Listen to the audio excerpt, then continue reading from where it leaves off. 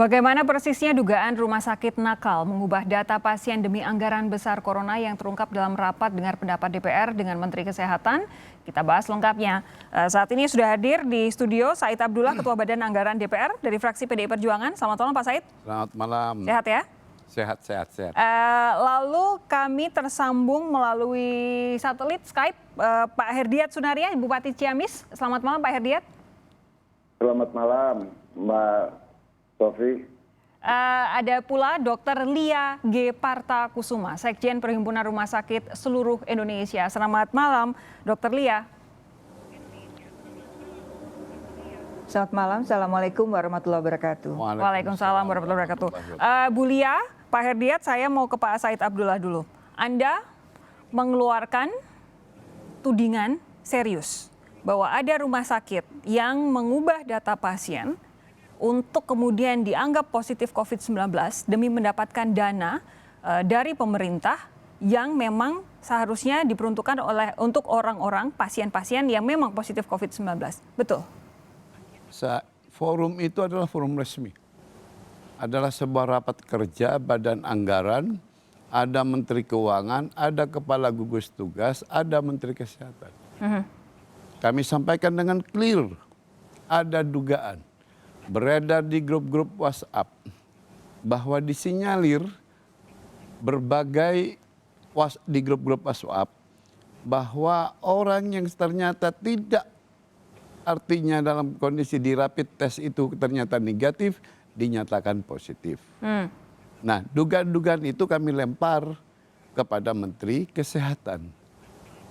Di antaranya yang beredar itu ada Ciamis, ada Jambi, ada Surabaya, ada Pasuruan. Kami sampaikan aja apa adanya. Oke. Dan kami ingin pemerintah bersungguh-sungguh. Karena persoalan wabah yang satu ini, kita ini kan seakan-akan perang dunia ketiga melawan makhluk gaib. Nggak kelihatan ya? Yang tidak bisa kita hindari.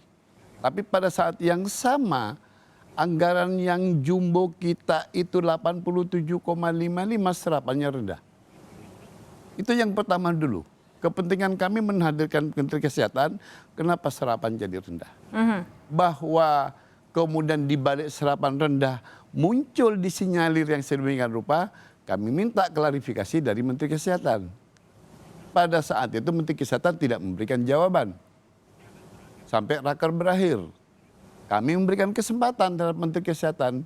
Kami tunggu setidaknya bulan September pada pembahasan yang akan datang, kita duduk bersama.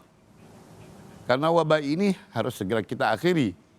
Wabah ini bukan sekedar soal bagaimana 87,55 triliun habis. Tetapi juga bagaimana governance tata kelolanya harus dijaga dengan baik. Karena kita dalam kondisi corona ini menghabiskan anggaran kurang lebih 1.024,9 triliun. Jadi sampai saat ini belum ada respons soal apa yang Anda sampaikan dalam rapat itu dari Kementerian Kesehatan. Sampai berakhir rapat tidak ada respon.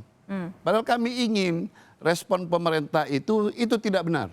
Oke. Kami ingin respon pemerintah oke. Kami akan cek. Pemerintah kan punya instrumen untuk melakukan itu. Tapi belum ada. Tapi justru keluarnya di berbagai media. Baik. Tanpa respon dari yang bertanggung jawab dalam hari ini Menteri Kesehatan. Oke, kalau dari Kementerian Kesehatan belum ada respons, kita dengarkan dulu respons dari Bupati Ciamis, Pak Herdiat. Ada video yang beredar di masyarakat, ini ada dugaan rumah sakit mengubah data pasien meninggal menjadi positif COVID-19 terjadi di wilayah Anda. Betul atau tidak? Itu sama sekali tidak benar. Tidak ya? Tidak benar. Apa yang sebenarnya terjadi, Pak? Ini, yang pertama kami selalu update data COVID itu setiap hari. Gitu. Dan kami yang lebih jelas bahwa untuk tes positif atau negatifnya kita belum mempunyai tes untuk PCR. Kami masih merujuk ke Lab Kesda Jawa Barat gitu. Jadi yang menentukan apa itu positif atau negatif bukan kewenangan rumah sakit kami karena kami tidak sama sekali tidak mempunyai Lab Kesda gitu. Oke. Dirujuk Apa Anda mau bilang ini sekadar urusan terlambat saja data si pasien datang karena harus diserahkan ke Labkesda yang mana butuh waktu? Betul, memang itu agak terlambat gitu.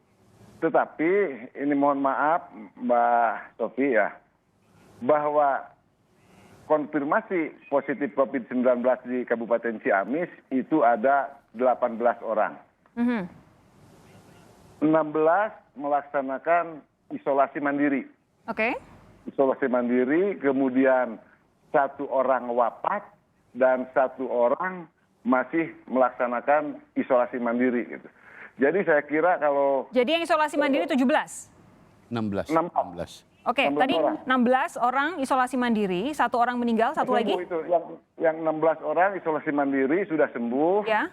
kemudian 1 orang meninggal dunia, Ya. 1 orang lagi masih melaksanakan... Oke, karena belum sembuh ya. Baik. Ya.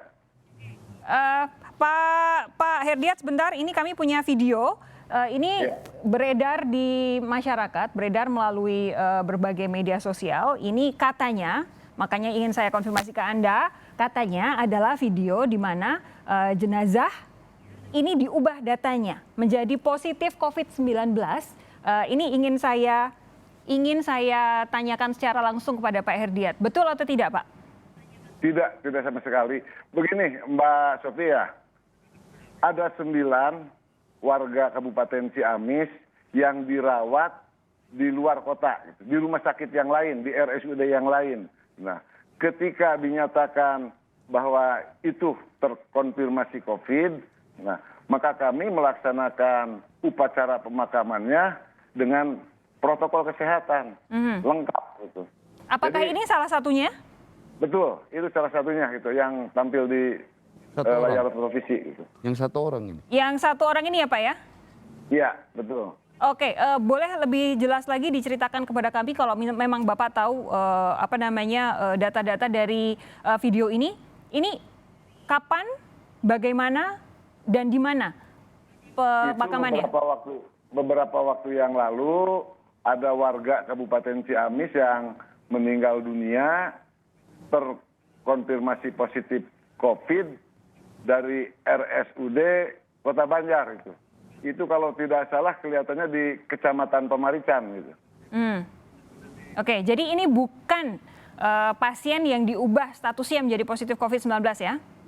Bukan yang diubah dan bukan juga yang dirawat di RSUD Ciamis. Itu tidak dirawat di RSUD Ciamis gitu. Di luar RSUD Ciamis itu. Ini di luar ya? Ya. Pak Herdiat tahu di mana? Saya nggak berani menyampaikan di kota mananya gitu. Baik. RSUD mana itu. Ini semua isu ini ada kaitannya pula dengan bagaimana cara rumah sakit kemudian beroperasi. Bu Lia, sebenarnya kalau dari Perhimpunan Rumah Sakit menanggapi rekayasa soal pasien COVID-19 untuk mencari anggaran ini, tanggapan Anda apa, Bu? Ya, terima kasih kesempatannya. Mungkin sebelumnya saya ingin ngajak semuanya untuk kita mengheningkan cipta sebentar aja, mengingat bahwa ada 60 lebih tenaga medis yang sampai saat ini meninggal dunia karena COVID-19. Mungkin itu sebentar saja kita mengingat bahwa mereka itu semua berusaha untuk kita, untuk masyarakat Indonesia. Oke, jadi tadi menanyakan sih bagaimana sikap Persi. Jadi Perhimpunan Rumah Sakit Seluruh Indonesia selama ini selalu mendukung, selalu mendorong rumah sakit untuk menjaga profesionalismenya. Termasuk di dalamnya adalah mengikuti standar. Nah, kita tahu bahwa COVID ini datang masuk ke Indonesia itu sebagai sebuah penyakit baru. Bulan Januari sudah mulai ada informasi-informasi, mulailah ada pedoman. Ya, pedoman itu kita tahu, pedoman itu sangat dinamis. Pedoman itu menggunakan standar dari WHO dan sebagainya. Kemudian berjalan sampai sekarang udah ada 5 pedoman. Nah, kalau dikatakan bahwa ada rumah sakit yang memanipulasi data, ya menurut kami yang pertama itu adalah memang melanggar profesionalisme. Tetapi apakah demikian? Nah, tentu kita tahu bahwa untuk menagihkan klaim itu ada prosedur.